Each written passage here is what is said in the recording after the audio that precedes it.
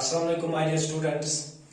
Today we will discuss a very important type of ecological interaction, what we call as parasitism. Parasitism, मैंने आपको पहले lecture में भी बोला था, it's a type of negative interaction in which one individual gets benefited, we use plus sign for the benefit, and another individual gets harmed, that is the minus symbol. Parasitism is a negative interaction in which one individual gets benefited and other gets harmed. The individual which gets benefited is called as parasite. Individual which gets benefited is called as parasite. And the individual that's harmed is otherwise called as host. That's why this parasitism is otherwise put as parasite-host interaction. Because parasitism में दो organisms involved होते हैं, दो individuals involved होते हैं. One parasite that's benefited and other individual called as host that's harmed. एक simple सा example है इसकी, अगर मैं आपको बोलूं, one we call as जो हमारे सर में होते हैं, lice, human lice, कौन-सी बढ़िया ज़ौच बना, एक parasite है on human head. It sucks our blood, को हमें नुकसान पहुंचता है. We are the host. We are the host. हमें नुकसान पहुंचता है when the lice sucks the blood, and the lice, human lice, it basically gets benefited. It is called as parasite. Okay. Now, this interaction, what we call as parasitism, इसमें दो individuals involved होते हैं. One is called parasite, another is called a host. Parasite gets benefited and host gets harmed. Now, very important. An ideal parasite, जो असली parasite होता है, जिसको हम बोलेंगे नहीं, ये तो पैरासिटिक रिलेशन में आया है पूरी तरह से. This ideal parasite is normally smaller than host.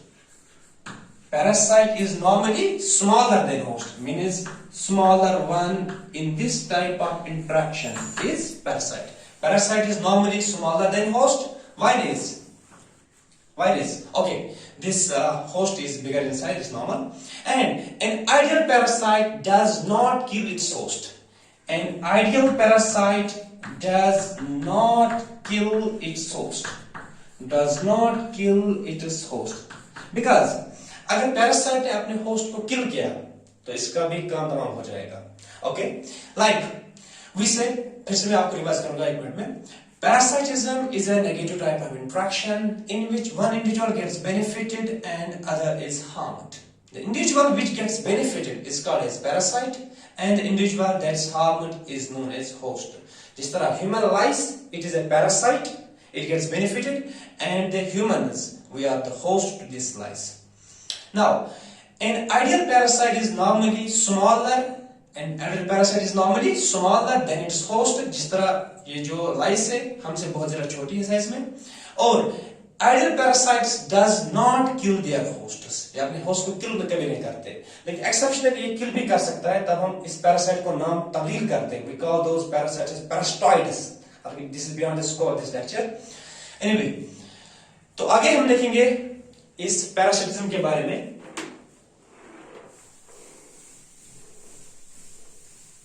There are many types of these parasites. Sometimes, okay, we can say simply, I can put these as types of parasites. Types of parasites. इस types of parasites में क्या देखेंगे? We'll discuss first type of parasites. These are called as Ectoparasites.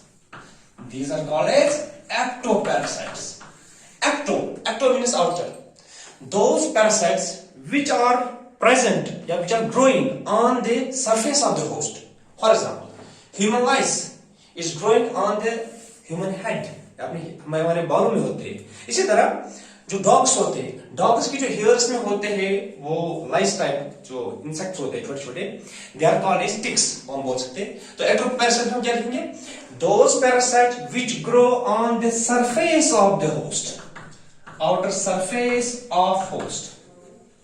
These parasites grow on surface of the host. जिस तरह हम example बोलेंगे ectoparasites की, जिस तरह है human lice. Human lice it grows on the surface of the head. Okay. Well, we have ticks on dogs. Ticks भी insects ही है. Okay. Ticks are present in dogs, ticks in dogs, ये dogs के उस feather में होते हैं, जो उनके बाल होते हैं उनके अंदर रहते हैं, what we call as ticks. जिस तरह हमारे बालों के अंदर होते हैं लाइस, तो वहां पे होते हैं ticks. These types of parasites, they grow on the outer surface of the host body. These are called as ectoparasites. And number second, what we call as, एक और प्लांट में बोलूंगा पहले, हाँ प्लांट्स के तरह एक एग्जांपल देंगे हम। We have a plant what we call as Cuscuta. Cuscuta is a parasitic angiosperm. ये क्या है?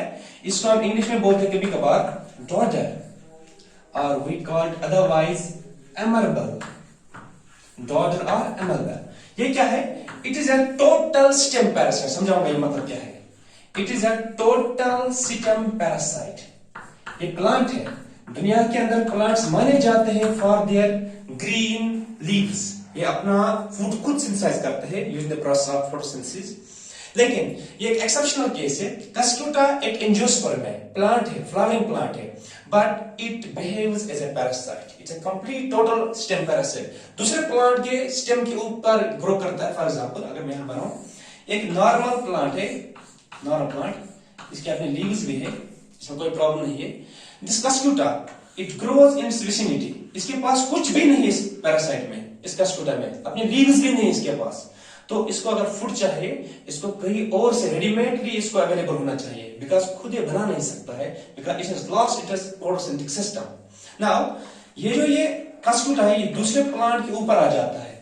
जो ये होस्ट प्लांट के ऊपर आ गया, फिर बनाता है ये रूट्स, खास किस्म के रूट्स, वो डालता है होस्ट प्लांट के वेस्क्यूलर सिस्टम में, वही से कब करता है absorb food. Thus this cuscuta it also behaves as ectoparasite. ये दूसरे प्लांट के सरफेस के ऊपर स्टेम के लेता है, टोटल स्टेम पैरासाइट। वाटर इसको चाहिए, फूड चाहिए, सारा कुछ होस्ट प्लांट के सिस्टम से बाहर से लेता है, बाहर करता है दूसरे प्लांट के सरफेस पे ग्रो। तो Cuscuta is also a total stem parasite, is an ectoparasite in case of plant world, plant kingdom. Anyway, अब these are ectoparasites which grow on the surface of other organisms. Now, second category of these parasites is endoparasites. We call them endoparasites. Endoparasites. Endoparasites क्या है? These endo means inside. They enter inside the body of the host और वहां से food material लेते हैं। जिस तरह हम देखेंगे बड़ा कॉमन हमारे इंटेस्टाइन्स में होता है एस्केर्स, एस्केर्स होते हैं, एस्केर्स, एस्केर्स क्या होते हैं? इन ह्यूमन इंटेस्टाइन्स, ह्यूमन इंटेस्टाइन्स में ग्रो करते हैं। इसी तरह हमारे पास टीनिया सेजिनेटा और टीनिया सोलियम और टेपवर्म और वे बी टेपवर्म। ओके, टीनिया, टीनिया में दो है, टीनिया सेजिनेटा भी हो सकता है, टीनिया सोलियम भी हो सकता है। मैं इसे लिखूंगा टीनिया, हम बोलेंगे बीफ टैपवर्म, हम beef oblique pork tapeworm, beef हो या और ये होता है बीफ, सॉरी इट्स बीफ। अगर बड़मास खाएगा इंसान, रॉ होगा, उसके अंदर होगा इस पैरासाइट का कुछ पार्टिकल, तो अल्टीमेटली आपके बॉडी के अंदर आ जाएगा। इवन आप पॉर्क खाएंगे, स्वाइन, तो उसके अंदर भी होते हैं कुछ पार्टिकल्स, उसके इन्फेक्टेड पार्टिकल्स जो आपके बॉडी में जा सकते हैं। Then you can get infected by these Taenia type of tapeworms. Okay, beef और पॉर्क टैपवर्म्स, टैपवर्म्स। तो ये जो है सारे वर्म्स, ये बॉडी हमारे बॉडी के अंदर इंटेस्टाइन्स के अंदर ग्रो करते हैं। वेदर इट्स एस्केरिस और it is Taenia, beef tapeworm और pork tapeworm, they grow in our intestine, inside the body grow करते हैं। अब बहुत इंपॉर्टेंट चीज है मैं बोलूंगा, इसे में हमें 4 टाइप्स पढ़ने हैं इसके, लेकिन यहां पे एक बात इंपॉर्टेंट याद रखिए, जो ये पैरासाइट्स है, parasites normally these ecto in endoparasites, इन पैरासाइट्स ने इवॉल्व किया है 4 किस्म के एडाप्टेशंस पैरासिटिक मोड में। देखो, एक पैरासाइट सक्सेसफुल चाहता है एक खास होस्ट में ये अडॉप्ट करे खुद को, and these parasites have evolved 4 different types of adaptations. क्या क्या एडाप्टेशंस है वो जो पैरासाइट्स ने इवॉल्व किए हैं ताकि ये सक्सेसफुली एक होस्ट के अंदर आराम से डिराइव करे न्यूट्रिशन। क्या है, हम लिखेंगे इसीलिए यहाँ पे एक इंपॉर्टेंट बात, एडेप्टेशंस ऑफ पैरासाइट्स। पैरासाइट्स के कौन कौन से एडाप्टेशन जो इनको मदद देते हैं for successfully competing with the host. It host somehow it evolves parasite खुद तब्दील करता है अपने आप को इसी हिसाब से, ताकि ये सक्सेसफुली अपने आप को सर्वाइव कर पाए in comparison with the host. Okay, क्या है, व्हाट आर दोस 4-5 वी से adaptations, what are those 4 adaptations which have been evolved by the parasites in order to be successful? Now first is, देखो मैं आपको समझाऊं यहाँ पे, जो हमारे इंटेस्टाइन्स के अंदर एस्केरिस फॉर एग्जांपल, एस्केरिस हमारे इंटेस्टाइन के अंदर है. इंटेस्टाइन्स में कौन सा फूड होता है? Digest food. वहां तो डाइजेस्ट फूड होता है. मुझे बोलो, इस एस्केरिस को जरूरत है डाइजेस्ट सिस्टम क्या? इसका खुद का डाइजेस्ट सिस्टम लगेगा कि नहीं? नहीं, इट विल बी रुडिमेंटरी. इसको लगेगा नहीं, क्योंकि ये उस पार्ट पे ग्रो करता है जहां ऑलरेडी फूड होता है डाइजेस्टिव फॉर्म में. वो इसको अपना डाइजेस्ट सिस्टम जो है अल्टीमेटली लॉस करता है इसको. सो पहली एडाप्टेशन जो है that is loss of digestive system. Parasites में नॉर्मली डाइजेस्ट सिस्टम नहीं बनाया जाता है because they normally absorb digest food. अगर ह्यूमन लाइस की बात करेंगे, ये क्या करते हैं साहब? ब्लड के अंदर तो होता है डाइजेस्टिव फॉर्म में फूड, तो ये अल्टीमेटली इनका डाइजेस्ट सिस्टम लगता नहीं खुद, they ultimately lost it. Okay, loss of digestive system. It is their first adaptation of parasites. Okay, दूसरा जो है सेंस ऑर्गन्स इनको लगते नहीं है क्योंकि बॉडी के अंदर ग्रो करता है, दूसरे पे डिपेंडेंट है. They have also loss of unnecessary sense organs. Loss of unnecessary sense organs. इनमें सेंस ऑर्गन्स भी मौजूद नहीं होते. ओके, अब नंबर सी, तीसरा क्या है? ये जो पैरासाइट है ये खुद को बाइंड करने की कोशिश करना चाहता है. ये होस्ट के साथ बाइंड रहता है उन स्ट्रक्चर्स की मदद से जिनको हम बोलते हैं नाम सकर्स या एडिसिव्स. ओके, प्रेजेंस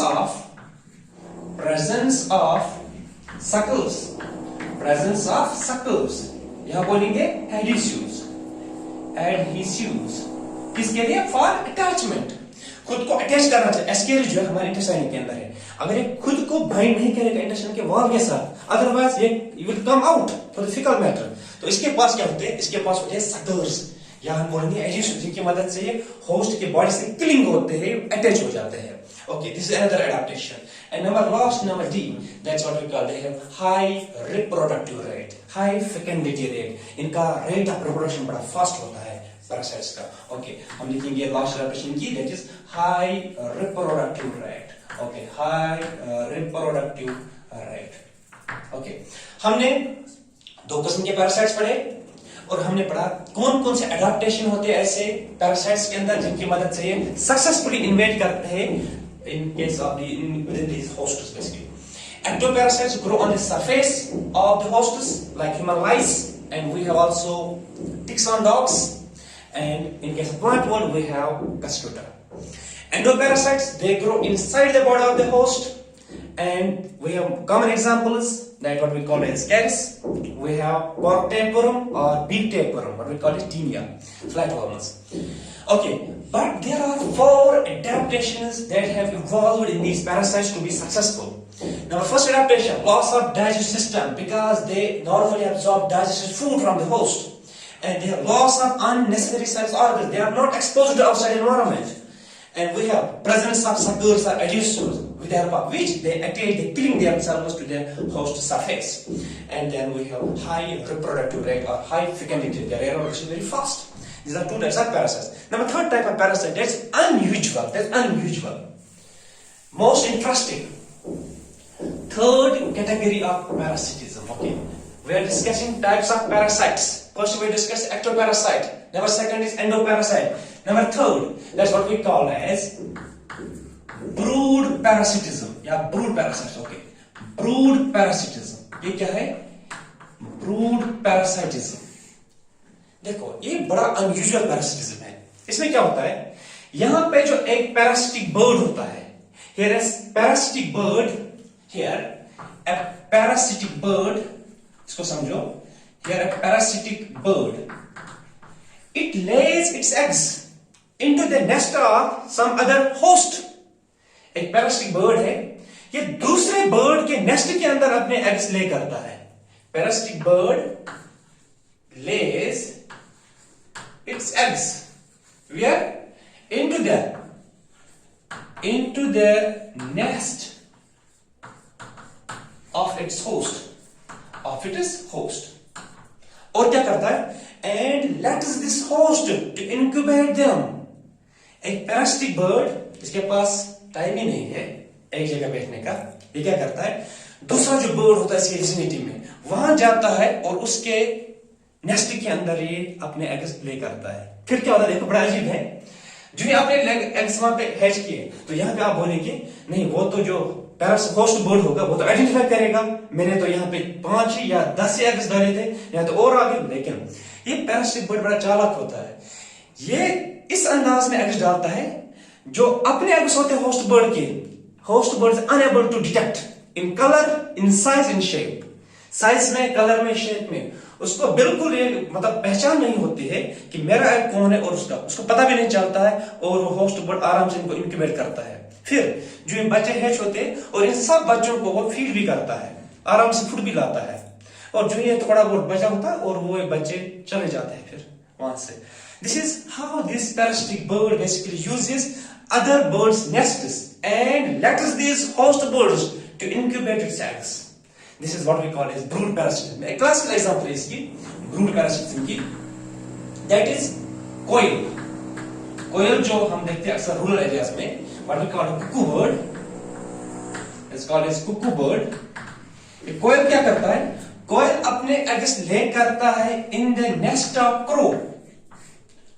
कोयल, अगर आप देखेंगे क्रो के एग्स और कोयल के एग्स, इनके कलर में कोई डिफरेंस नहीं होती है, ये बराबर एडाप्टेशन। ये आज ये ऐसा नहीं है कि आज सोचेगा कोई बर्ड तो कल लगाएगा दूसरे में।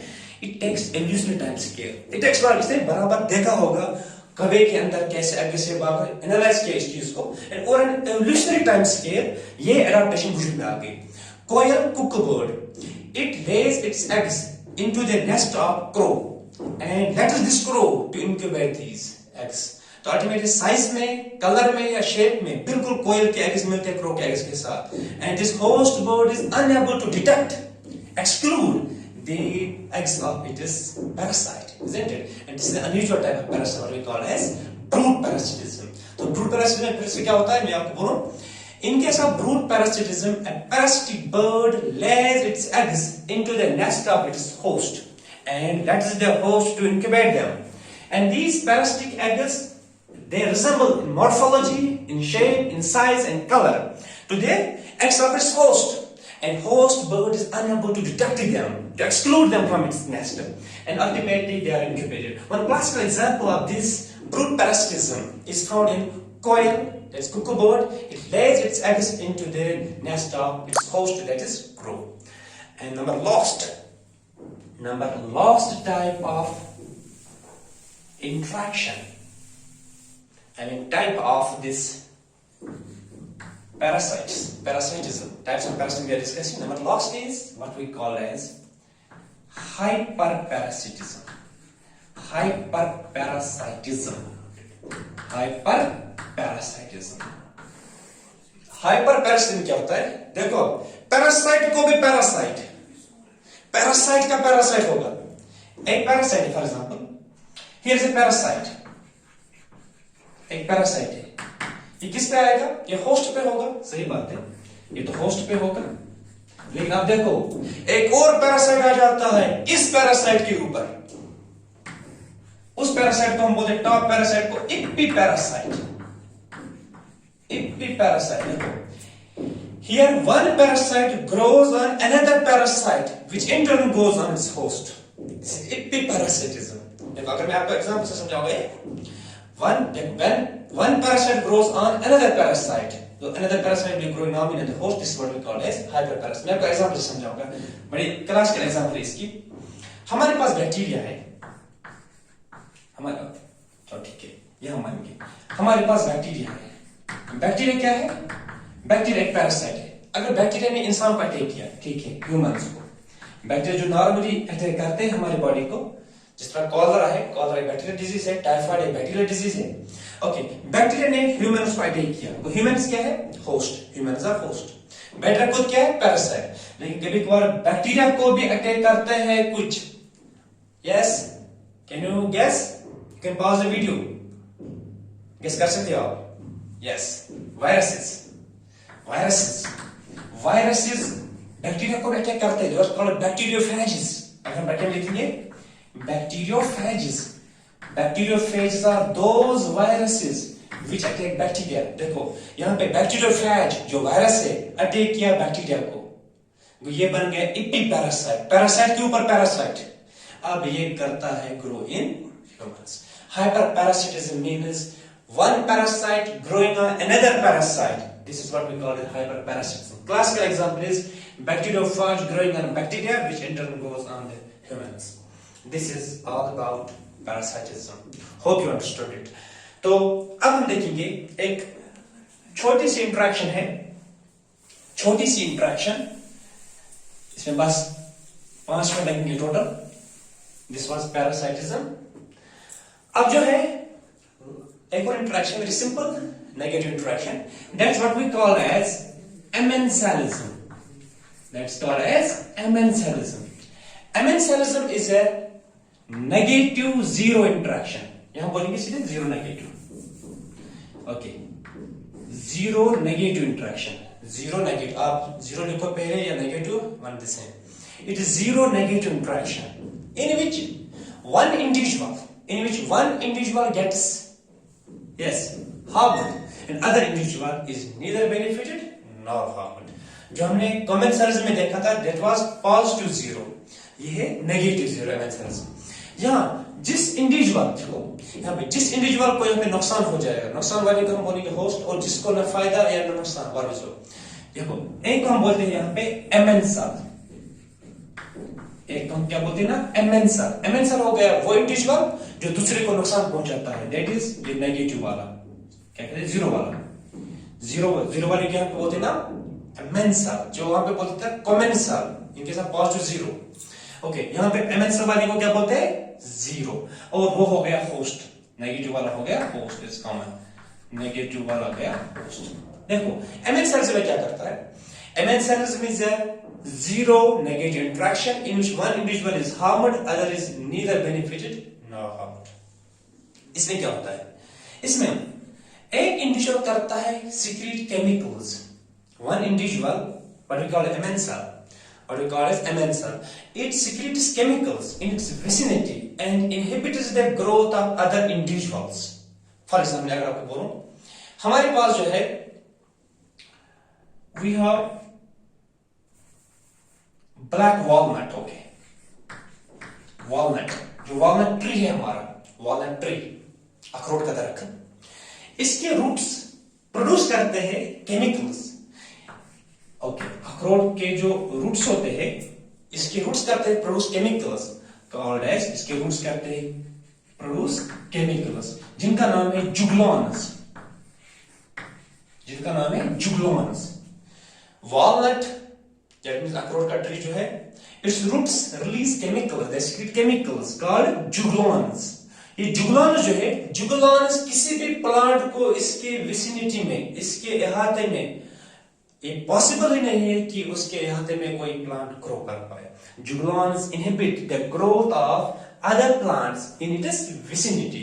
तो इसको क्या मिल गया, इसको कोई फायदा मिल गया इससे, इसको तो नुकसान हो गया, जो इसके विसिनिटी में आता प्लांट उसको नुकसान हो गया, इससे इसको ना फायदा मिला ना नुकसान मिला। ओके, वन मोर, कभी कभार जो बैक्टीरिया है, अच्छा anyway, these chemicals which are released by these plants in order to inhibit the growth of these other plants in its vicinity, these chemicals are otherwise called as allochemicals or allelochemicals। allochemicals बोलो या allelochemicals। इसी तरह bacteria, इसको हम बोलते हैं कभी कभार एलिलोपैथी भी, inhibiting the growth of one plant, inhibit the growth of plants by a plant in its vicinity. For example, walnut inhibits the growth of other plants in its vicinity using some chemical like juglans. This interaction is called otherwise allelopathy. और bacteria में, for example एक plate एक है हमारे पास, यहाँ bacteria एक है और बहुत सारे बैक्टीरिया इसकी विसिनिटी में ग्रो कर रहे हैं। एक बैक्टीरिया करता है अपने विसिनिटी में एंटीबायोटिक से भी, जिसकी मदद से ये विसिनिटी में किसी भी और स्पीशीज को ग्रो होने नहीं देगा। This otherwise called as antibiosis. Anti-biosis means inhibition of growth of other organisms by means of chemicals called allelochemical. It's called allelopathy.